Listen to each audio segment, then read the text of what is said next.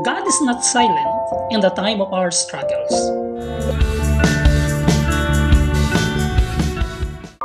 Kapag dumadaan tayo sa matinding pagsubok o dagok, yung tipong parang sabay-sabay lahat, parang hindi makahinga, parang wala nang susunod na umaga, madalas may isang tanong na kumakagat sa puso natin. Lord, bakit tahimik ka?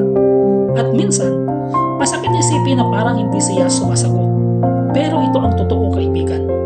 God is not silent. God has never been silent. And God will never be silent in your struggles. Hindi lang siya sumasagot sa paraang inaasahan natin. God speaks through moments we usually overlook. Sa gitna ng gulo, minsan hindi natin pansin ang Diyos ay kumikilos na pala. Hindi laging dramatic, hindi laging signs and wonders. Madalas, tahimik, pero totoo. Yung text ng kaibigan na, kumusta ka na? Yung batang umiti sa'yo na wala lang dahilan. Yung simpleng lakas na bumangon kahit hirap ka na. Yung peace na dumapo, bigla kahit umiiyak ka. Those are whispers, hindi silence, but subtle grace. God's silence often just our distraction. God speaks through the struggle itself. Hindi lahat ng pahinga galing kay Lord, pero madalas lahat ng pagod ay may itinuturo sa atin. Your frustration is exposing what needs healing. Your delay is protecting you from something. Your heartbreak is redirecting your purpose. Your loss is preparing room for something deeper. Struggle are not punishment. They are invitations. Invitation to trust, to surrender, to grow, to let go of what you couldn't let go before. And sometimes, God doesn't remove the struggle because the struggle is removing what's destroying us. God speaks through His Word even when we don't feel anything. Alam mo yung moments na nagbabasa ka ng Bible pero parang walang tumatama. Parang plain words lang. Pero may ginagawa siya. God is planting. God is watering. God is strengthening the fibers of your soul that you don't even realize you're going to need later. Hindi mo agad mararamdaman, pero mararamdaman mo eventually. God's word rarely shouts, but it always works. God speaks through waiting. Ito yung pinakaayaw natin, pero dito pinakamalakas ang boses ng Diyos.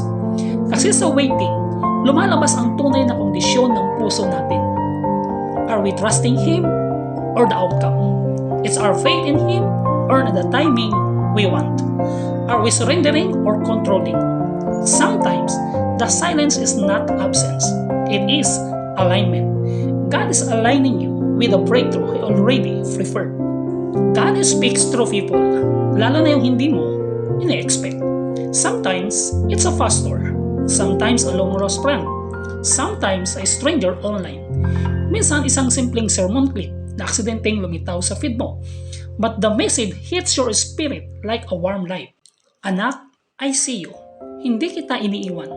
Nandito ako. God uses imperfect people to deliver perfect reminders. God spoke the loudest on the cross.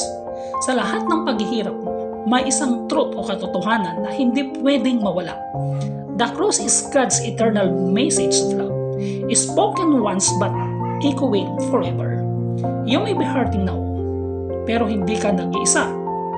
You may be confused now, pero hindi ka pinapabayaan. You may be in the dark now, pero hindi ka inabandona.